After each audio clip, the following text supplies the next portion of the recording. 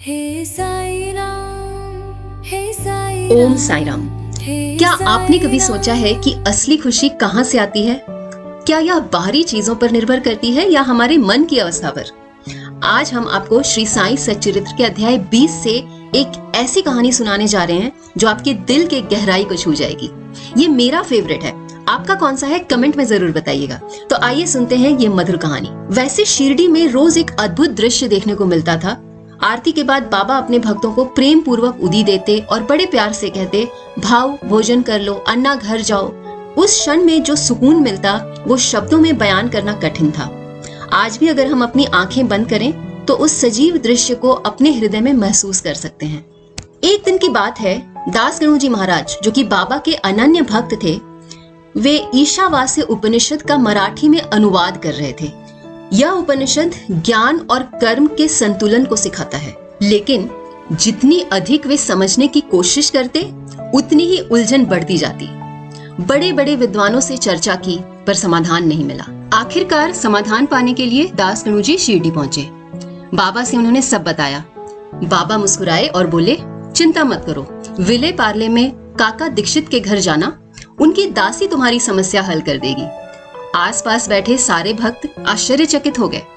लोगों को लगा कि एक साधारण दासी उपनिषद का रहस्य कैसे समझा सकती है, लेकिन दास गणु को बाबा पर पूर्ण विश्वास था। वो पहुंचे विले पार्ले काका दीक्षित के घर। अगले दिन सुबह उनकी नींद खुली एक लड़की की मधुर आवाज से।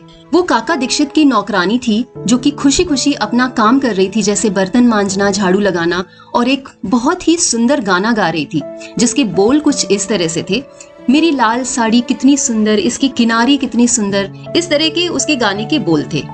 वो गा रही थी और अपना काम खुशी खुशी कर रही थी। यह देखकर दास गणु जी को दया आया और उन्होंने सोचा कि इसे एक साड़ी भेंट देनी चाहिए। ये बात उन्होंने काका दीक्षित से कही। अगले ही दिन काका दीक्षित ने उस लड़की को एक सुंदर सी लाल साड़ी अपनी पत्नी के द्वारा भेंट करवाई। उस दिन शाम को उन्होंने देखा कि वो लड़की उस लाल साड़ी को पहनकर खूब खुश होकर अपने दोस्तों के साथ नाच रही है, गा रही है, खेल रही है। काका दीक्षित और दास गणु जी दोनों इस दृश्य को देखकर बहुत खुश थे।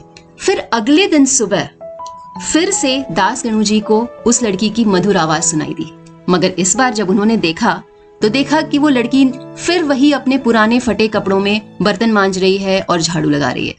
यह देखकर दास गणु जी गहरे विचार में डूब गए। आपको क्या लगता है इससे हमें क्या सीख मिलती है? दास गणु जी को क्या सीख मिली वो मैं बताती हूँ। अचानक गहरी अनुभूति हुई उन्हें और उन्होंने सोचा, असली सुख बाहरी चीजों से नहीं बल्कि हमारे मन की अवस्था से आता है। कल वो लड़की सुंदर साड़ी पहनकर भी उतनी ही खुश थी जितनी आज वो फिर फटे पुराने कपड़े पहनकर अपना काम करते हुए खुश है। ईशावास्य उपनिषद का सार यही था, जो कुछ भी हमारे पास है वही हमारे लिए सबसे उत्तम है।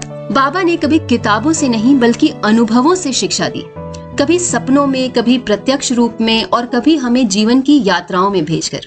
दास गणु को भी उन्होंने इसी तरह सिखाया। अगर हम हर प्राणी में ईश्वर को देखना सीख लें तो मोह, क्रोध और दुख अपने आप मिट जाएंगे। कर्म करते रहो, संतोष रखो और ईश्वर पर अटल विश्वास रखो। यही जीवन का सबसे बड़ा सत्य है। अगर यह कहानी आपको अच्छी लगी हो तो लाइक और शेयर जरूर करें और ऐसे ही अनमोल ज्ञान के लिए सब्सक्राइब करना ना भूलें।